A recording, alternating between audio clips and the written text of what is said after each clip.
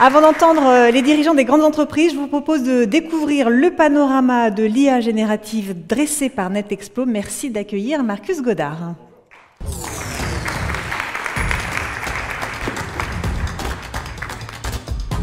Bonjour, c'est un plaisir de vous retrouver ici ce matin.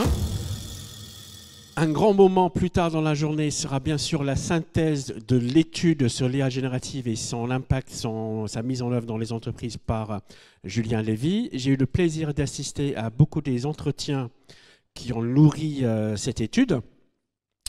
Et je vais partager quelques réflexions qui sont issues de ces entretiens, ce que les paroles de nos partenaires m'ont inspiré, croisé avec une année d'observation de l'impact de ChatGPT. C'est quasiment une année, ça fait un an, je crois, la semaine dernière, que ChatGPT est sorti et qui a révélé la puissance que nous connaissions déjà de l'IA générative, qui est la mise entre les mains de tout le monde. C'est cette facilité d'accès, cette ouverture qui a attiré l'attention des particuliers, des collaborateurs, mais aussi des actionnaires et des dirigeants, et aussi sa capacité à agir dans plusieurs sens, de plusieurs façons, avec plusieurs formes d'intelligence. Une chose que j'ai remarquée en discutant avec les experts chez nos clients, c'est qu'ils sont en train de tester des dizaines ou des centaines de cas d'usage au sein de l'entreprise, mais ils semblent avoir une utilisation de référence, une capacité qu'ils citent toujours en premier, et ce n'est pas la même selon les entreprises. Pour certaines entreprises, on cherche une capacité de synthèse. Pour d'autres, de l'aide à la décision. Pour d'autres encore, comment est-ce qu'on peut automatiser les communications. Et pour d'autres encore, comment est-ce qu'on peut interroger et mieux utiliser toute la base de connaissances que nous avons. Et je me demande si ce premier choix, le cas qui leur semble le plus évident, va peut-être guider leur choix dans la mise en œuvre de l'IA générative. Donc, ce sera fascinant d'observer l'application de ces outils dans chacune des entreprises selon leur culture et selon leur secteur. Et Julien vous en dira beaucoup plus plus tard. Il est maintenant incontestable que ce site est une révolution numérique, pas comme une autre.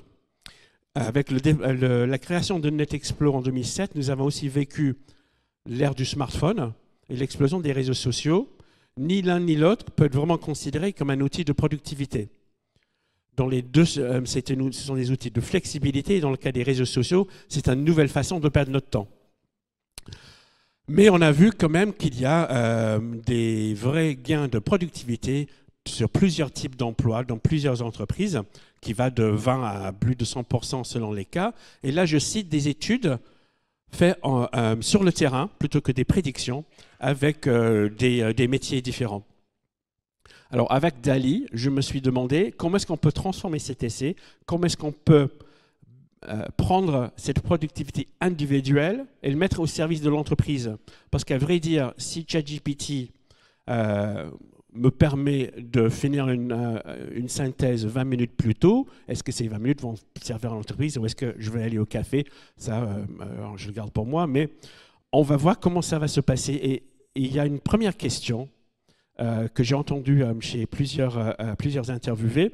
Est-ce qu'il faut créer nos propres outils? Est-ce qu'il faut attendre que des startups ou les grands groupes sortent des outils sur mesure? Donc, ce sera plus simple. Donc, la question, c'est plutôt make or wait. Mais je crois qu'il y a deux thématiques sur lesquelles j'ai vu des startups, des innovateurs qui commencent à apporter des réponses. C'est l'optimisation des tâches complexes, ça c'est assez évident. Il y a l'amélioration des processus, la réinvention même des processus existants, et aussi des réflexions inspirées par l'idéal du secteur tech, j'y viendrai tout à l'heure.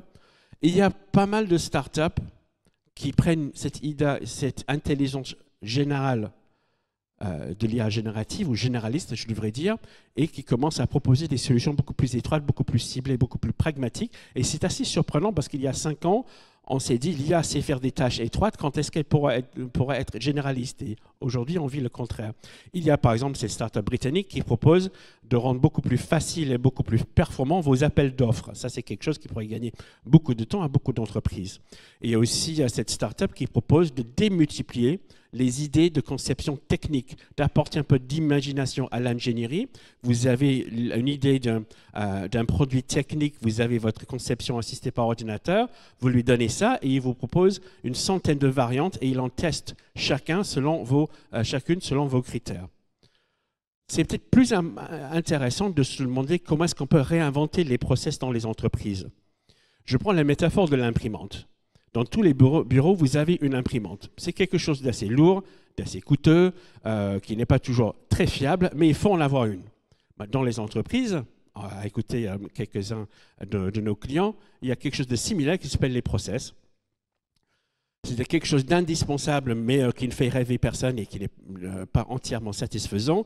Prenons l'exemple des entretiens d'évaluation qui sont essentiels, mais il y a très peu d'entreprises qui sont entièrement satisfaites des résultats et des habitudes. Il y a une start-up canadienne qui propose d'humaniser les entretiens d'évaluation par l'IA générative. C'est une IA qui pose des questions avec le manager et son N-1 pendant l'entretien et qui propose une synthèse et des pistes et aussi pour entretenir cette conversation tout le long de l'année, le rendre un petit peu plus vivant. Alors bien sûr, il y a un processus absolument indispensable, mais qui laisse toujours beaucoup à désirer par sa complexité, sa lourdeur, c'est le recrutement. Il y a bien sûr des startups depuis très longtemps qui proposent aux RH des façons d'automatiser, d'accélérer le tri des CV. Mais avec l'IA générative, est-ce qu'on ne peut pas réinventer le process et se dire, est-ce qu'on a besoin d'un CV? En tout cas, c'est le propos de cette startup néerlandaise qui dit, c'est fini les CV, on va vous créer des tests automatiques sur mesure pour n'importe quel poste et on va tester les compétences qu'il faut. Donc, vous n'aurez plus de biais dans le recrutement parce que vous ne saurez pas qui est la personne derrière. Et il y a même une composante qui teste une compétence qui est revenue dans quasiment toutes les discussions que nous avons eues avec nos partenaires, c'est l'esprit critique. Il y a un module créé par IA générative pour tester l'esprit critique d'une personne. Et comment est-ce qu'on peut développer l'esprit critique qui est absolument essentiel si on veut juger les résultats de l'IA générative. L'IA générative nous propose quelque chose. Est-ce qu'on a le recul, la réflexion nécessaire pour accepter sa solution ou pas?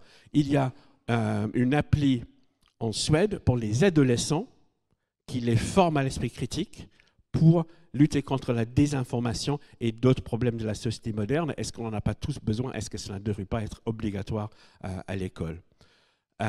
Et je vais, pour la dernière partie de cette intervention, j'ai discuté avec pas mal d'entrepreneurs, de start-upers, de conférenciers sur l'impact de l'intelligence artificielle. Un concept qui revient tout le temps, c'est l'IA en général, c'est magique.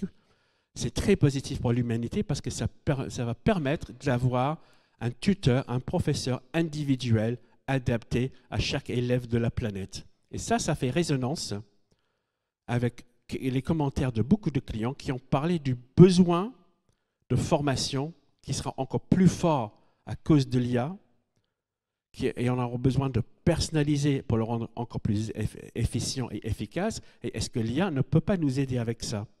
En tout cas, l'IA générative peut aider à rendre la formation plus riche et donc plus efficace. Avec Synthesia, on peut créer une vidéo de formation avec une personne qui est tout à fait réaliste, juste à partir d'un texte. Pas besoin de comédien, pas besoin de micro, pas besoin de caméra. Très intéressant pour tous les responsables de formation.